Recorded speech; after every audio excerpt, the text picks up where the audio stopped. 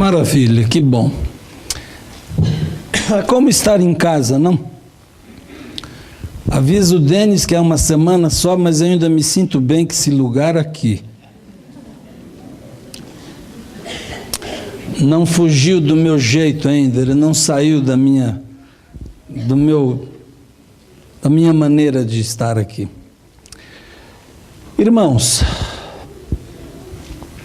na sexta-feira nós teremos uma comunhão com o Senhor muito especial.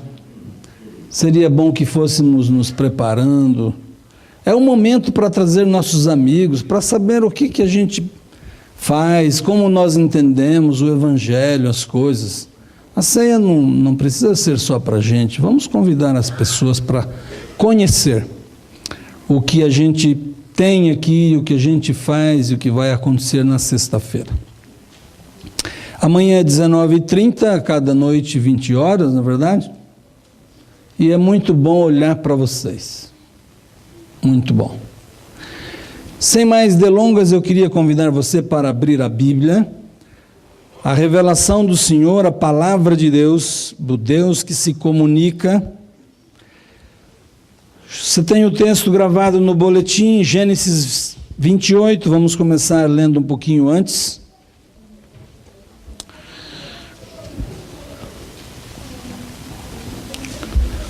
No mês de maio completaram-se 12 anos que eu cheguei aqui.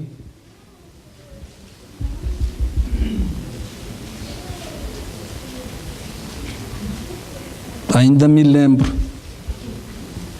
como se fosse agora.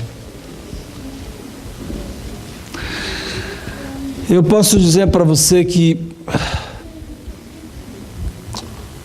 muitas coisas em mim não são como naquele dia.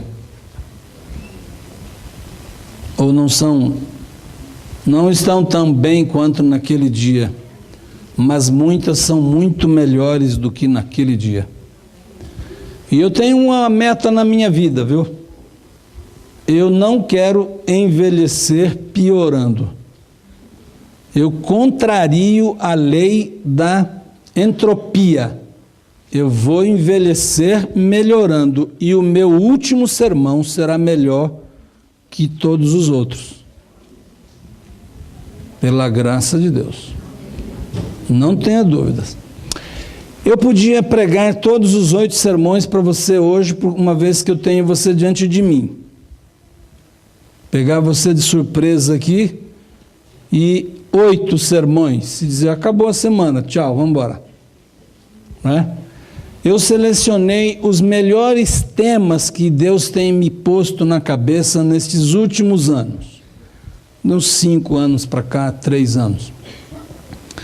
Eu acredito que são os melhores que eu mais gosto, me identifico, aprecio, me enlouqueço com eles. Eu pensei em você e separei esses temas para você, como uma coisa que Deus deu para mim e que eu tenho prazer de repartir para você. Portanto, eu queria que você valorizasse isso. Beleza? Combinado?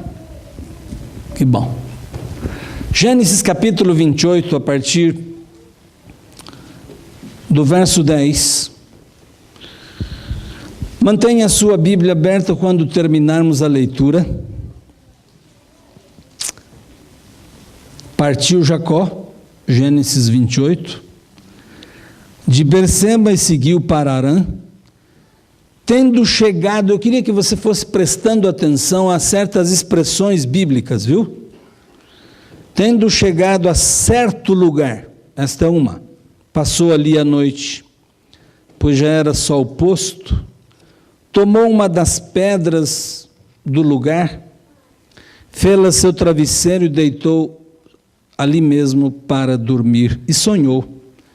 Eis posta na terra uma escada cujo topo atingia o céu, e os anjos de Deus subiam e desciam por ela. Perto dele estava o Senhor, e lhe disse, eu sou o Senhor, Deus de Abrão, teu pai, Deus de Isaque. A terra em que agora estás deitado eu te darei, a ti e a tua descendência. A tua descendência será como o pó da terra, estender-te-ás para o oriente, o ocidente, para o norte, para o sul. Em ti e na tua descendência serão abençoadas todas as famílias da terra. E eis que eu estou contigo, e te guardarei por onde quer que fores, e te farei voltar a esta terra, porque te não desampararei, até cumprir eu aquilo que te hei referido. Despertado Jacó do sono, disse: na verdade o Senhor está neste lugar. Amém? E eu não sabia. E temendo disse: quão temível é este lugar! É a casa de Deus, é a porta do céu. Vire a página da Bíblia, vá ao capítulo 32. Você encontra ali nos versos 9 e 10, Jacó orando e recebendo de Deus a orientação para voltar à terra onde ele havia deixado, a terra de seus pais. E ao voltar ele precisa cruzar ou encontrar-se com o seu irmão Esaú. E então, ao capítulo 33, os versos 9, o 8, quem sabe, perguntou Esaú, 33, 8, qual é o teu propósito com todos esses bandos que encontrei? Respondeu Jacó: para lograr mercê na presença de meu senhor. Então disse Esaú: eu tenho muitos bens, meu irmão, guarda o que tens. Mas Jacó insistiu: não recuse se logrei mercê diante de ti. Peço-te que aceites o meu presente, porquanto vi o teu rosto, como se tivesse contemplado o semblante de Deus, e te agradaste de mim. Feche seus olhos. Senhor, estamos diante da tua palavra, e nós cremos que quando o Senhor fala, o Senhor age. E a nossa alma, o nosso ser, a nossa mente, toda a nossa pessoa aqui presente diante desta palavra, precisa da ação do Senhor. Por isso aqui viemos. E pedimos-te que por meio da tua bondade, graça e misericórdia, esta palavra possa agir em nós, transformando-nos na pessoa que o Senhor deseja que sejamos, para a alegria nossa e para a glória do Senhor, em nome de Jesus. Amém. Você é daqueles que também acha que Deus poderia ser mais explícito? Você acha que Deus poderia responder de uma forma mais clara aos nossos pedidos, se manifestar de maneira mais real, mais pessoal, ser mais presente, deixar a gente perceber mais a realidade dele em nossa vida? Você também acredita que Deus já foi mais explícito e que hoje ele é mais distante? E que poderia, de repente, ser mais claro, mais real na nossa vida? Você acha que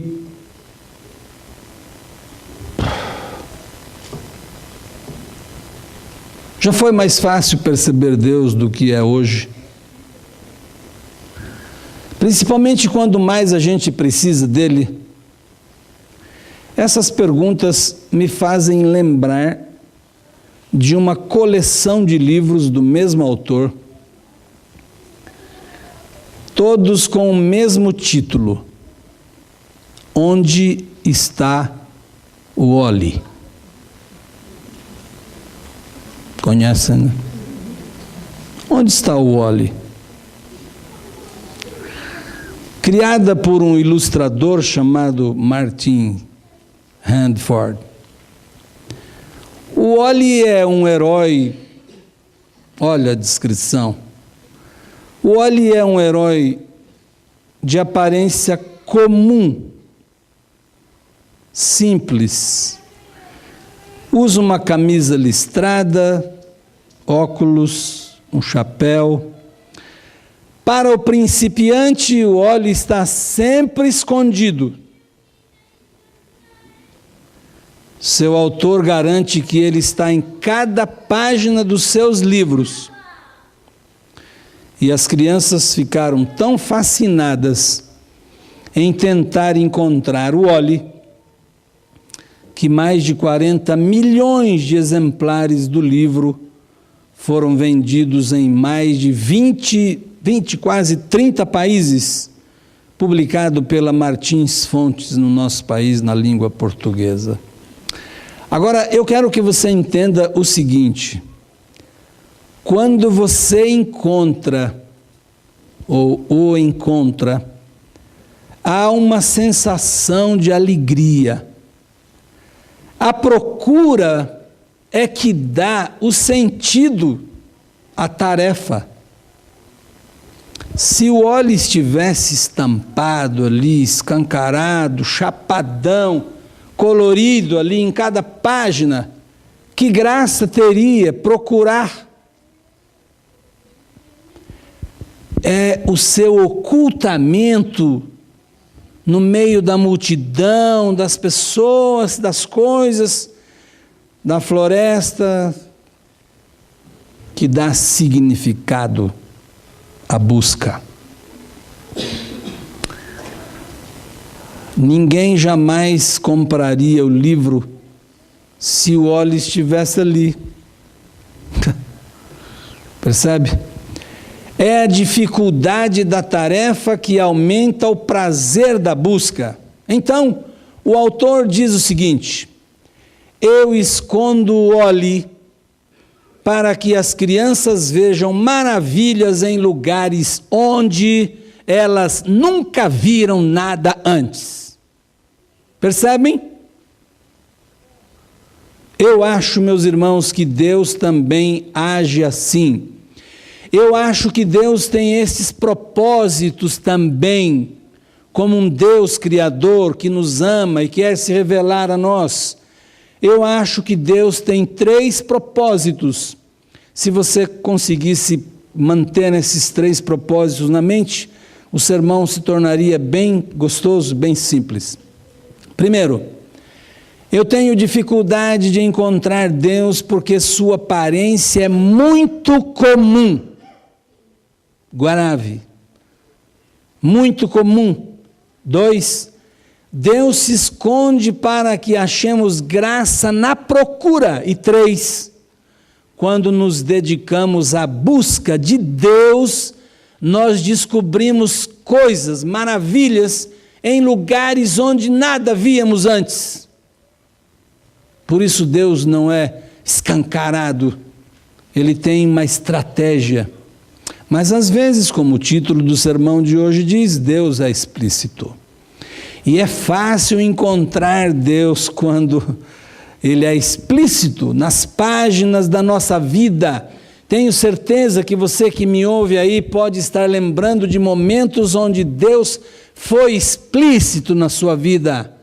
Mais claro que a lua, que essa luz, mais real que a pessoa que está do seu lado. Tenho certeza ou não? Claro, às vezes Deus é explícito. Às vezes Deus é explícito.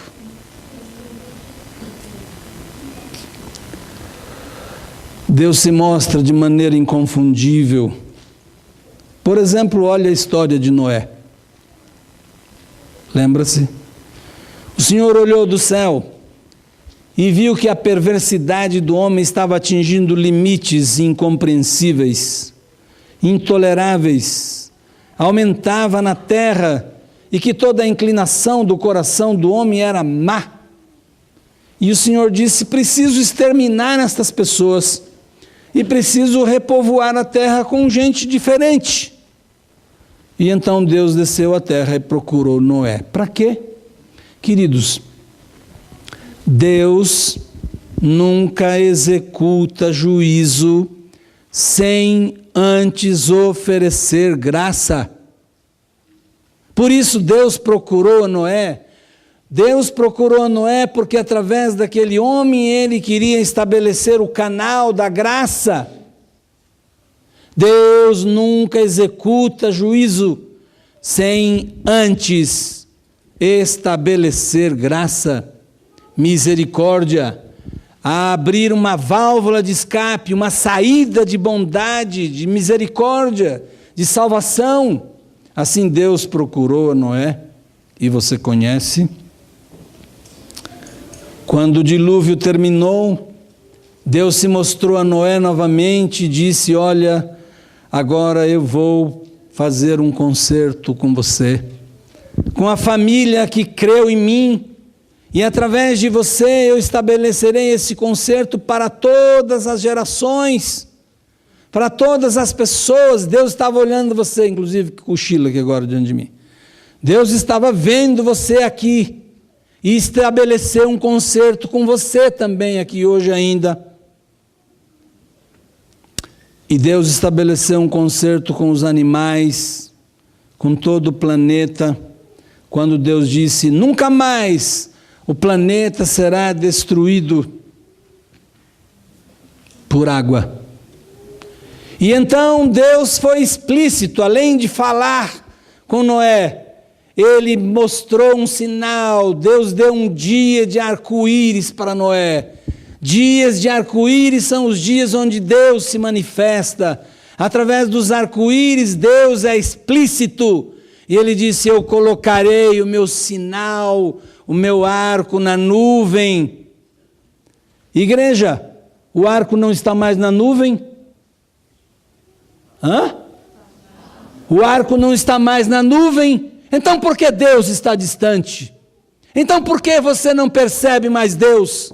Porque a realidade de Deus está assim, tão empanada.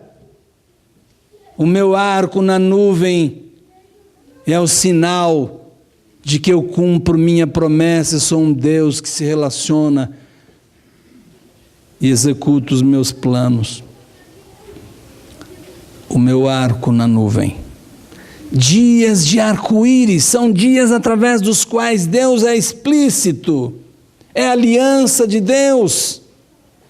Sempre que você vê o arco-íris no céu, parece que ele é misterioso, a gente nunca o encontra, a gente nunca toca nele, nunca passa por baixo dele. É agora na viagem, na estrada, vamos passar, não passa, não sei, mas ele está lá. Ele é visível, Deus o colocou, é um sinal, é uma explicitação de Deus, ali está ele. Escute, é difícil não perceber Deus em dias de arco-íris, na verdade. Em dias de arco-íris, o véu que separa o mundo material do mundo espiritual é quase rasgado, ele é esgarçado, ele é fino, ele é ralo. É uma tela muito transparente, muito distanciada. Os dias de arco-íris nos enche de certeza de que Deus é Deus, Deus é real. Em dias de arco-íris dá uma vontade de orar, crendo que Deus está ali. Em dias de arco-íris, Deus parece tão perto que nós temos medo de estender a mão e tocar nele. Em dias de arco-íris, ficamos cheios do desejo de fazer e de ser como Deus quer que sejamos. E o pecado parece em dias de arco-íris ser uma coisa repulsiva. É fácil deixar o pecado. Os dias de arco-íris são dádivas de Deus. Igreja, os dias de arco-íris são presentes verdadeiros da misericórdia de Deus. Eles são um tipo de partida espiritual rápida. Os dias de arco-íris são como uma injeção na veia. Os dias de arco-íris são como um acendimento automático da sua vida espiritual. E a vontade é que os dias de arco-íris durem para sempre. Mas não é assim. Lembre-se, o óleo é mais fácil de ser encontrado nas páginas iniciais do que nas páginas finais. Quanto mais você avança, mais difícil é encontrá-lo. E aí você olha para mim e diz, mas no caso de Deus, pastor, deveria ser diferente. A vida espiritual é parecida com isso. Deveria ser o contrário, não acha?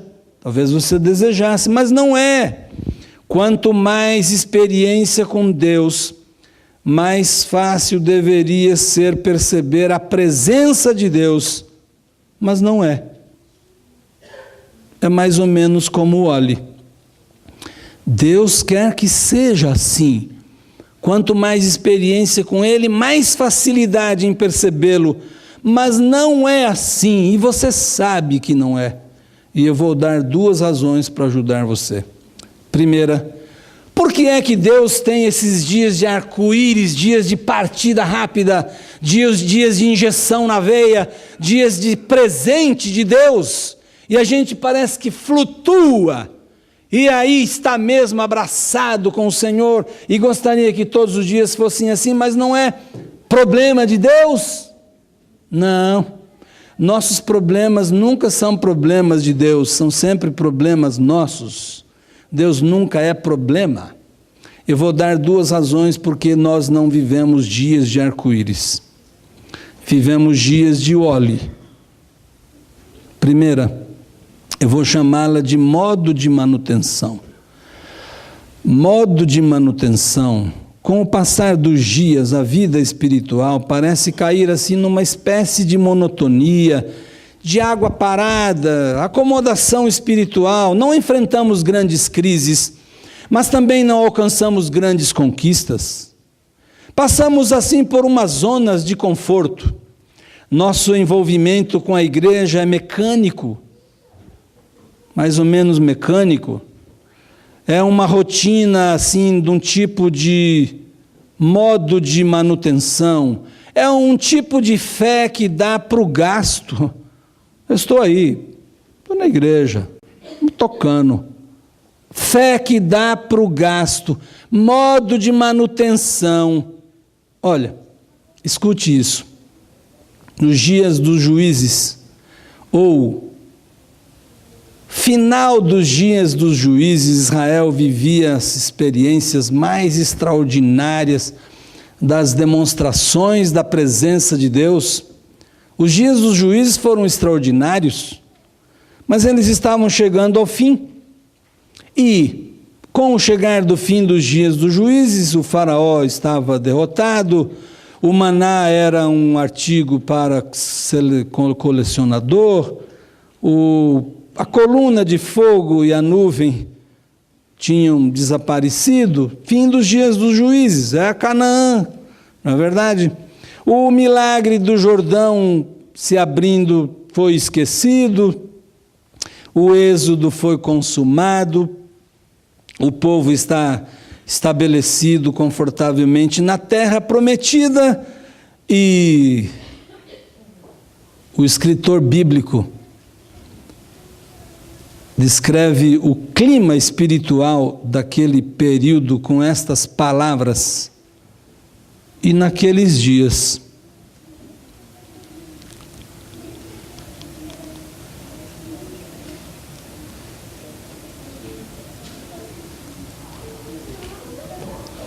o Senhor raramente falava. 1 Samuel 3:1. Olha, o povo estabelecido na terra, muitas coisas que os acompanharam no deserto já não estavam presentes. Calmaria, tranquilo, modo de acomodação, acomodados, tranquilos. O profeta até chegou a dizer: e naqueles dias, raramente o Senhor falava. Igreja, as manifestações de Deus podem ser mais raras, mas elas nunca são ausentes. Me ajudem dizendo para mim, pode responder no final de cada pergunta que eu fizer, tá bem? Responda, não é retórica, pode falar comigo. O tabernáculo ainda estava aberto para adoração lá em Canaã ou não? Responda.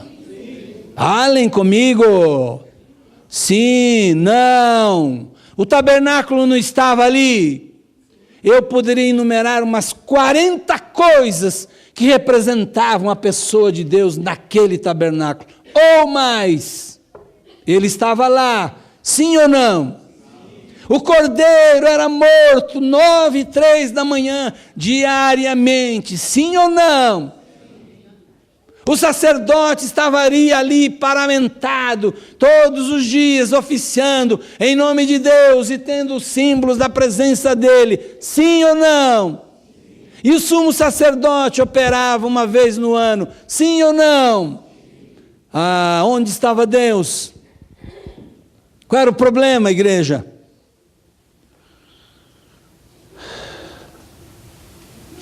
Modo de acomodação. Deus está sempre ali. Alguma coisa em mim opera, dificultando a percepção de Deus. Modo de acomodação. É aquilo que os psicólogos chamam, isso mesmo, modo de acomodação. Sabe o que é um modo de acomodação? Olhe para a minha mão. O dia que eu pus esse aro aqui nesse dedo, essa coisa me incomodou. Essa coisa chamou minha atenção. Esse negócio era um peso tremendo. Eu enfiava a mão no bolso, eu tirava a mão do bolso, e não tinha jeito, eu ia lavar, eu não me acertava com essa coisa. Queridos, 30 dias depois, se você perguntasse para mim, você tem aliança? Que? Onde? Que é isso? Não sei. Modo de acomodação. Isso é modo de acomodação. Quando você põe esses óculos no rosto, como incomodar, você tirava, você punha, coisa, hoje você nem sabe se tem esse negócio na face. Quando você entra numa casa alugada ou comprada, você relaciona a sua mulher, 40 coisas que precisam ser reformadas, são tomadas, que são espelhos, trocar, é uma rachadura, é o forro do banheiro, o gesso que está preto, você tem 40 itens, e eles atraem você, eles lhe agridem cada dia, e você cobra, mas o marido diz, sem dinheiro, mais um tempo, dá um pouco aí, mais tarde, a gente mudou, tem muita coisa para fazer, 3 anos depois, as 40 coisas continuam lá, e você está ligando para elas? Modo de acomodação, queridos. Deus é o mesmo ontem, hoje. Deus é explícito. O problema está com a gente. Entramos no modo de acomodação. Ele está aí. Eu não vejo, não percebo. E pergunto, por quê? Era mais fácil. Hoje é menos fácil. Deus é o mesmo. Eu estou abrindo minha semana de oração, tentando ajudar você a buscar Deus. Eu não gostaria que você deixasse de buscar Deus nesta semana. Vamos tentar, quem sabe, quebrar essa rotina do modo de acomodação. Esse modo que nos leva a uma tranquilidade. Nossa maior luta é contra a acomodação espiritual. Em alguns casos, a acomodação espiritual é mais perigosa do que a depravação espiritual. Falei bem perto do microfone para você não entender, achar que eu me enganei. A acomodação espiritual, em certos casos, é pior que a depravação. Sabe por quê? Porque a acomodação ela é gradual, ela é sutil. Mas ela vai me afastando do Deus real, do mesmo jeito que a depravação. Ela envolve incapacidade para enxergar Deus. Jesus disse à igreja de Éfeso, contra você eu tenho uma só coisa. Que coisa? Você abandonou o primeiro amor. Você está me entendendo, igreja? Abandonar o primeiro amor é entrar num modo de acomodação, jovem. Como é a sua vida? Sua vida espiritual está num modo de acomodação? Você já não tem mais nem consciência de lembrar-se que Deus está com você quando você vai para a direção daquela boate hoje à noite? Não, nada mais lhe incomoda, é modo de acomodação. Eu vou repetir minha frase: o modo de acomodação pode ser pior do que o modo de depravação. É sutil. Cria em você a incapacidade de perceber. Então você é um cristão, mas é um cristão de um Cristo morto, um Cristo que na verdade pode não existir. E você fica, Deus é distante. Por que Deus não faz cada dia um dia de arco-íris? Para que aprendamos a vê-lo no que é comum e não apenas no que é extraordinário. Deus é comum. Deus não só opera através do extraordinário. Quando a mãe chama a atenção do filho, sempre gritando, o filho não está nem aí quando ela fala baixo. Verdade? Então Deus não fica só gritando. Deus também fala baixo. Ele quer criar sensibilidade em você. Deus quer que aprendamos vê-lo no que é comum e não apenas no que é extraordinário. Segunda razão e última.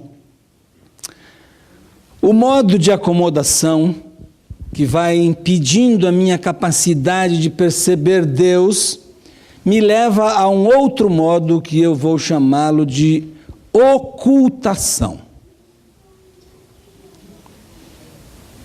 É simples.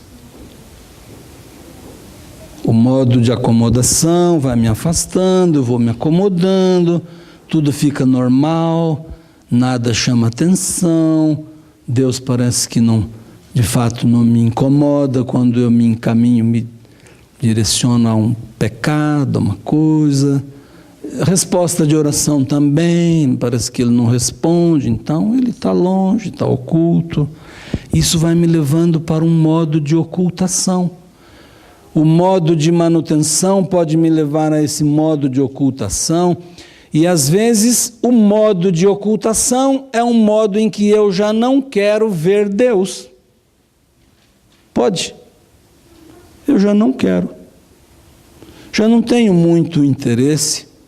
Então, eu passo a fazer uma oração inconsciente, às vezes, mas uma oração presente na vida de muitos cristãos. Uma menina de 4 anos descobriu um dia a extraordinária arte de fazer barro vermelho do Campo Mourão, do Maringá. E ela chamou a arte de fazer barro de chocolate quente. 4 anos, água na terra vermelha, e mexe, e cava, e vira, e a avó distraída na varanda, lendo um livro, não percebeu, quando viu a criança fazendo chocolate quente, era lama vermelha da cabeça aos pés. E é claro que a avó imediatamente tomou a criança de 4 anos, 3 anos e meio, e levou para dentro e te limpou tudo aquilo que ela achava uma sujeira, e pôs roupa limpa na criança, voltou para a área e disse: agora, filhinha, você não vai mais brincar com chocolate quente. E virou a cadeira de frente para a garota que ficava no quintal. Mas a menina, olhando para aquela arte tão gostosa, pensava: não, eu preciso brincar de chocolate quente. E então ela tinha um pedido. A avó se distraiu no livro, embora voltada para a criança, agora prestando atenção, e a menina voltou à sua arte, dizendo: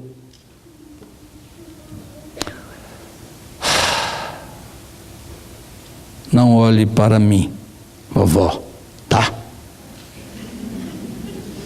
Não olhe para mim, vovó. Enquanto continuava a sua arte, a sua bela brincadeira de chocolate quente. E ela ia brincando e dizendo: não olhe para mim, vovó, tá? Não olhe para mim, vovó, tá? E vamos à arte de chocolate quente. Esse é o modo de ocultação. Agora eu não quero é que Deus olhe para mim. Eu não tenho mais um interesse.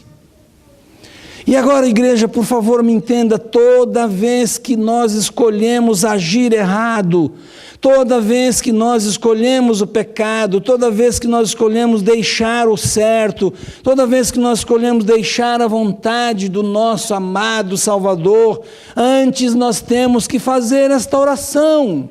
Aliás, esta foi a primeira oração feita depois da entrada do pecado. Eu ouvi a tua voz no jardim e eu...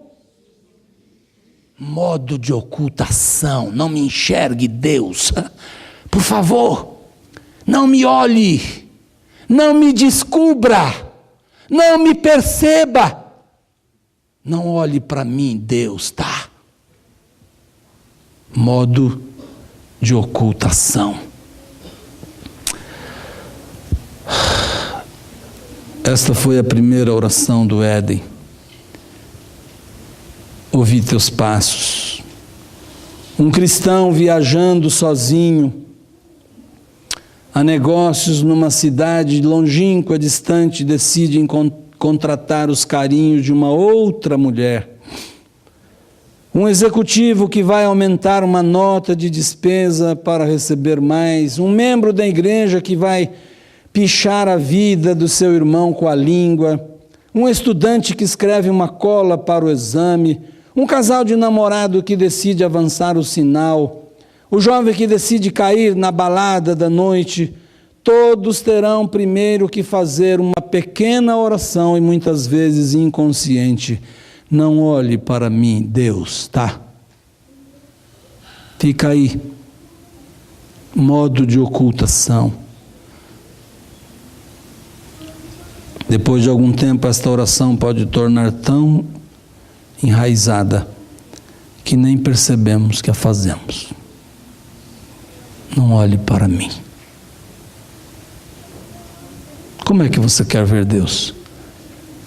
Como é que Deus pode, se você não o quer? Onde está Deus? Porque Deus não é explícito. Cheguei à história de Jacó. Voltamos ao texto bíblico.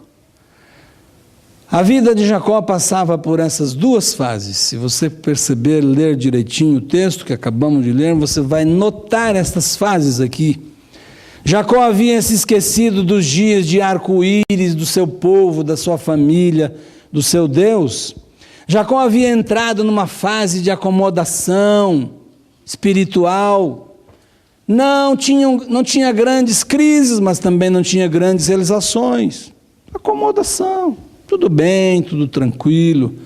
Sua vida de jovem na casa de seu pai estava passando pelo modo de manutenção. Sem grandes crises, não muitos progressos. Nesta condição, a pergunta mais frequente que Jacó fazia era: Deus não é explícito? Ele não se mostra mais? Mas o modo de manutenção nos conduz irreversivelmente ao modo de ocultação. E antes de enganar o seu irmão, e antes de mentir para o seu pai, Jacó teve que fazer aquela oração: não olhe para mim, Deus, tá? Eu vou mentir agora. Não olhe para mim, Deus, tá? Eu vou enganar o meu irmão.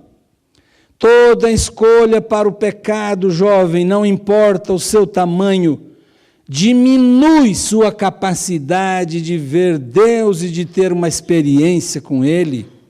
Pense no que aconteceu a Jacó, é o final do meu sermão. Jacó empreende sua viagem de fuga, ele tem que ir embora, as coisas ficaram difíceis para ele em função do pecado. O modo de manutenção e o modo de ocultação presente em sua vida Ele sai taciturno, melancólico, levando apenas um bordão, algumas coisas. A noite chegou, Jacó está num lugar, e agora eu quero que você comece a entender a profundeza daquilo que Deus tem para falar para você nesta hora. Jacó chegou num lugar, irmãos, onde não é dado um nome a esse lugar.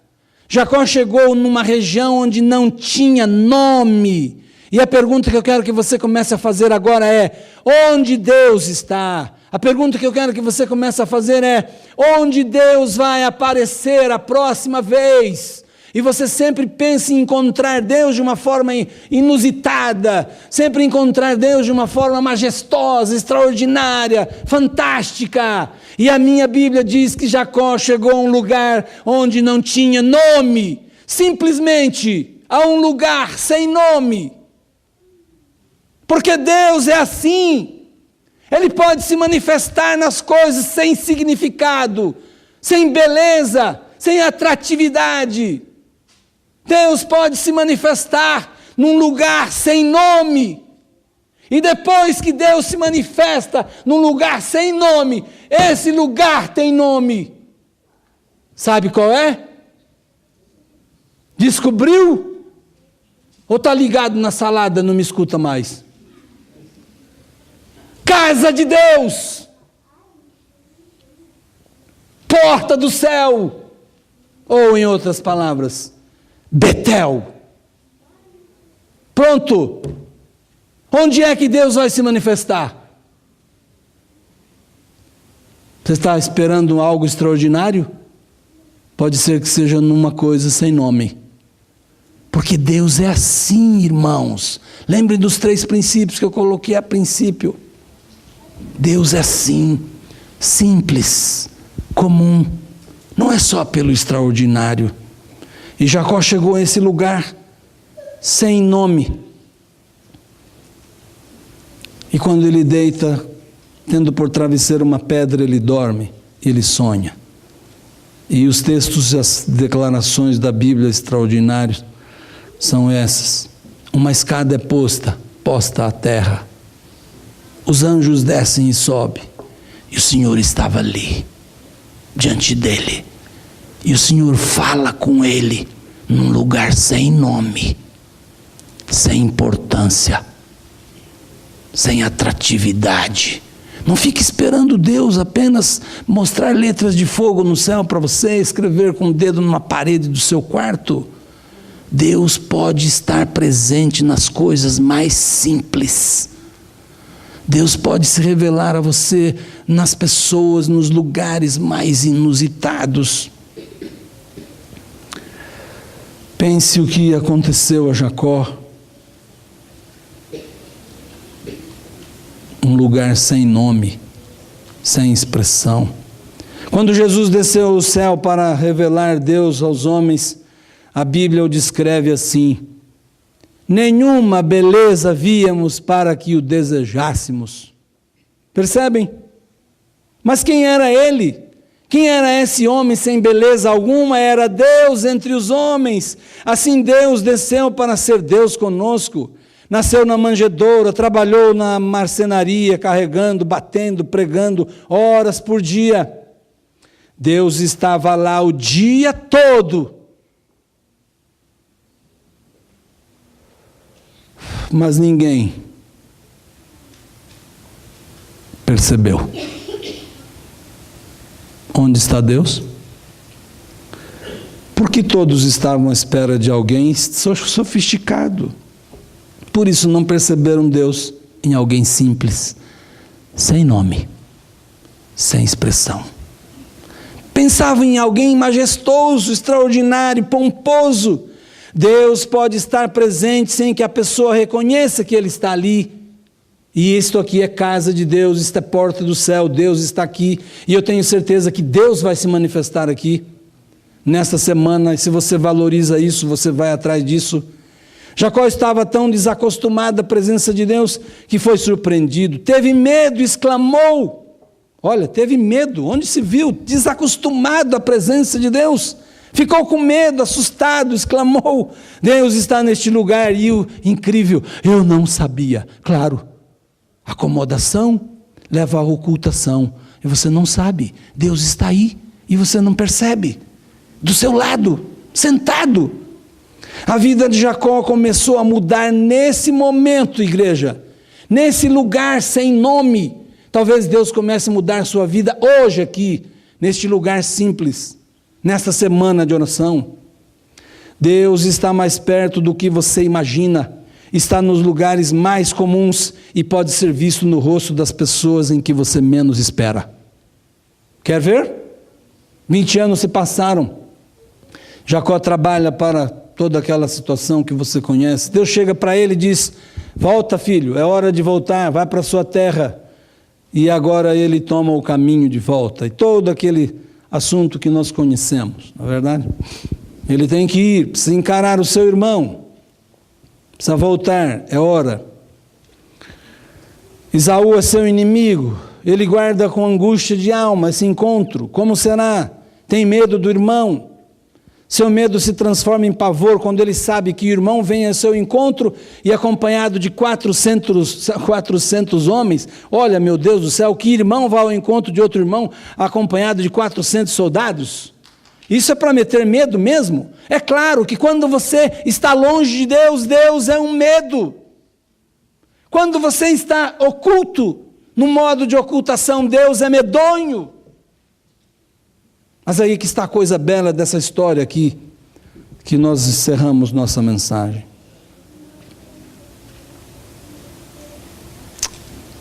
Jacó passa pelo Jaboque, outra experiência. Ele fala com Deus, ele palpa Deus, Deus é tocado por Deus. 20 anos mais tarde, nessa estrada de volta, será que Esaú vai matá-lo? A gente lê a história e fica expectante, né? Quem nunca viu. Com razão, ele tinha medo. É um estranho, é um inimigo. Vivia num modo de ocultação do seu irmão. E aqui, queridos, eu queria dizer para você que Esaú é uma figura de Deus para Jacó. Esaú é outra forma de Deus estar se revelando a ele, seu servo Jacó. Depois de orar, ele manda à frente um presente extravagante para o seu irmão Esaú. 200 cabras, você já leu isso aí? 20 bodes, 200 ovelhas, 20 carneiros, 30 fêmeas de camelo com seus filhotes, 40 vacas e 100 touros, 10 touros, perdão, 20 jumentas, 10 jumentos e um gato. Não, o gato não está no texto bíblico. Gato não é um animal bíblico. Parece que nem mesmo Deus gosta de gato. Não tem gato aqui. Depois de 20 anos de separação e ódio, Jacó olhou e viu Esaú se aproximando, 400 homens em volta dele. Será que Esaú vai matar? Ele passou à frente e inclinou-se 7 vezes diante do irmão, mas Esaú correu para junto dele. Pulou em seu pescoço, beijou, abraçou, apertou quanto pôde, e então perguntou: o que você pretende com todas essas coisas que você me manda? E Jacó agora, meus amigos, ele tem um coração diferente. Entenda que Jacó, ao encontrar-se com Deus, ao conviver com Deus, ao Deus dar essas revelações para ele, Jacó tem um coração humilhado. Seu coração não está agora altivo, ele não é mais aquele coração que quer comprar o seu irmão, ele quer presentear o seu irmão, pelo fato de estar sendo recebido, aceito de graça e misericórdia pelo seu irmão.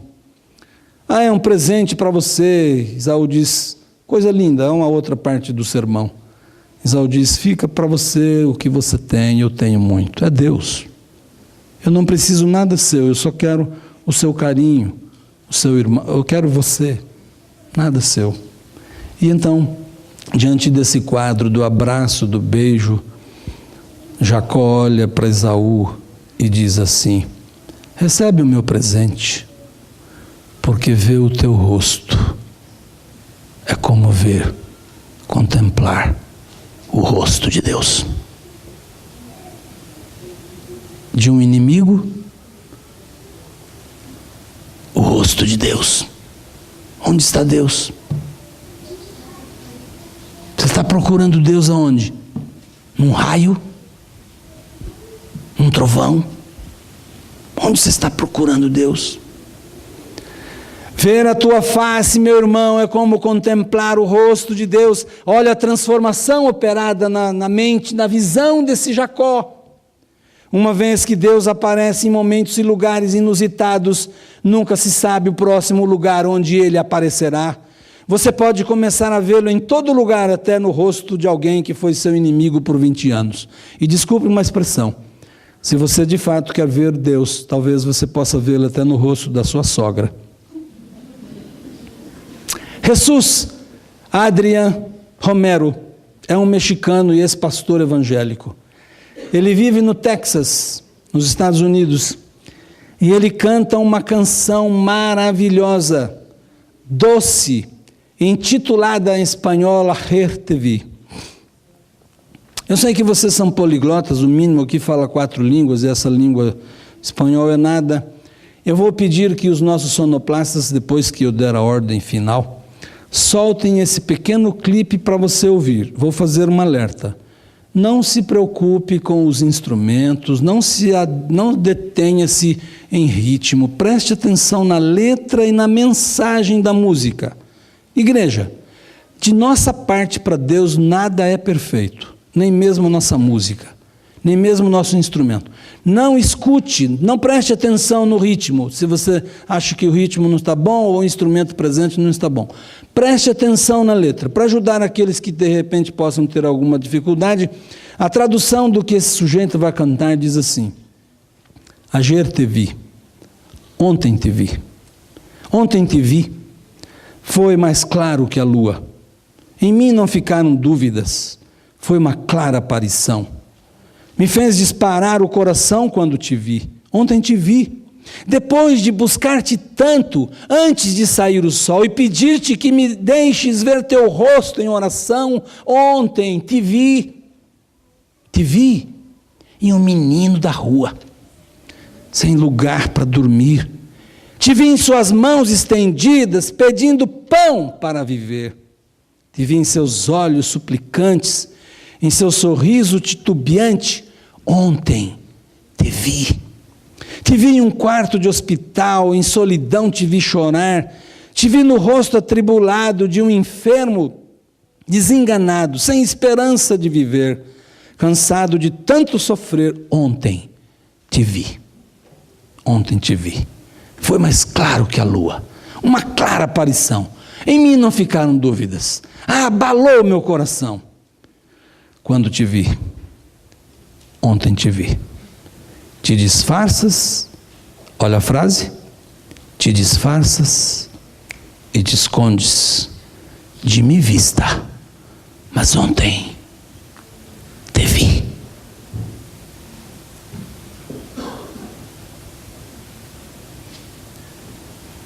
Na tela,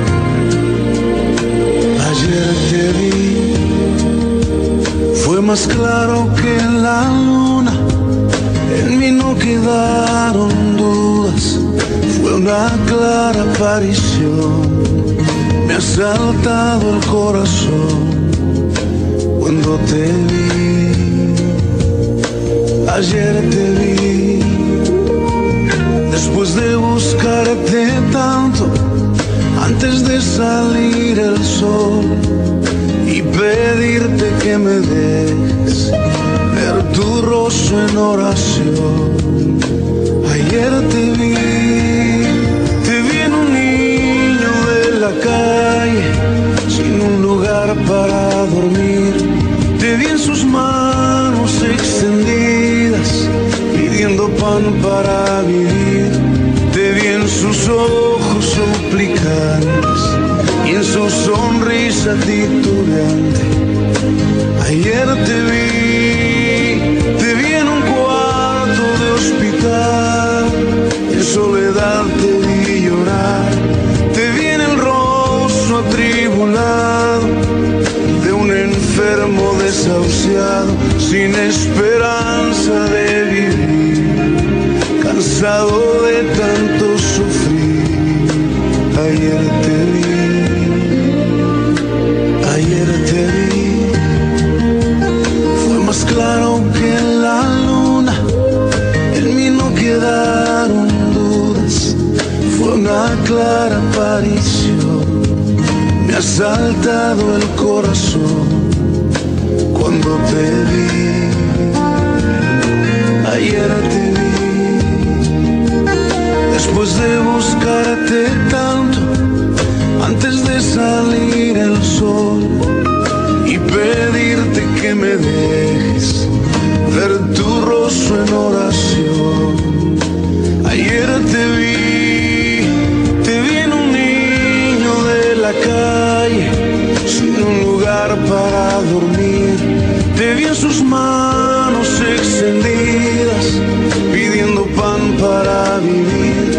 Te vi en sus ojos suplicantes y en su sonrisa titubeante. Ayer te vi en un cuarto de hospital, en soledad te vi llorar. Te vi en el rostro atribulado de un enfermo desahuciado, sin esperanza de vivir, cansado de tanto sufrir. Ayer te vi, ayer te vi.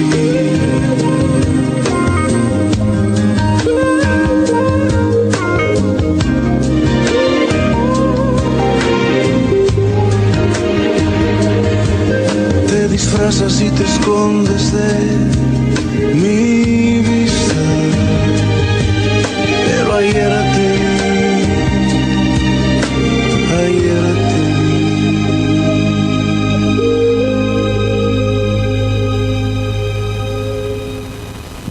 Onde está Deus? Incrível, mas quando eu terminava de escrever esse meu sermão há alguns meses atrás, a campainha da minha casa tocou. Eu estava emocionado. E um homem que vem todas as semanas na minha casa, na nossa casa, pedir coisas. Pedir, descaradamente pedir. Um pai de família. Tocou a campainha, era uma sexta de manhã. Eu estava fechando minha mensagem. Eu desci e atendi, mais uma vez, centenas de vezes. Ele disse: eu quero que você me dê dinheiro para pagar uma conta. Não era uma continha pequenininha. Era uma conta significativa. E eu conversei com ele. Eu ouvi mais um pouco a história dele. E um pensamento vinha na minha cabeça. Deus pode aparecer nos lugares mais inusitados e no rosto das pessoas mais estranhas. Eu vou pagar sua conta. Eu acho que Deus mandou você aqui quando eu estava escrevendo o amém desta mensagem, para dizer que você é uma figura de Deus para mim. Onde está Deus? Você está esperando encontrá-lo aonde? De que maneira? Talvez Deus já esteja aqui. Talvez nesta semana Deus vai estar aqui. Eu preguei bastante hoje para pregar menos durante a noite, tá bom? Convido você para fechar seus olhos. Senhor, por que a gente precisa buscar o Senhor? Porque sem o Senhor nós não somos, nós não existimos, nós não vivemos, não somos ninguém, nada fazemos. Por que a gente precisa do Senhor? Porque nós somos filhos do Senhor. E o coração do Pai não vive feliz enquanto vivemos longe, distantes, nos nossos modos de acomodação, ou até mesmo de ocultação. O Senhor quer reavivar em nós esta visão, aguçar esta percepção de que Deus é real, nos ama e se mostra de maneira extraordinária e também de maneira simples, através de coisas, de pessoas e lugares. Eu peço nesta hora que, através do Teu Espírito Santo e do poder da palavra apresentada aqui, Tu possas tocar no nosso coração, abrir os nossos olhos, despertar os nossos sentidos e fazer-nos perceber e viver a plena luz da presença da realidade do nosso Deus, o Deus da Bíblia, o Deus de Jesus, o Deus que se revela. Revela, pois, Pai, a nós agora, enquanto estivermos neste lugar durante as horas deste dia. Revela-te a nós amanhã, mais uma vez aqui. Revela em nossa vida, em nossa casa, em nossa família. Dá-nos a alegria e o privilégio de percebermos o Senhor. E isso possa ser a grande realização e o fator de transformação de nosso ser. Oramos, pedimos e te buscamos por Jesus. Amém.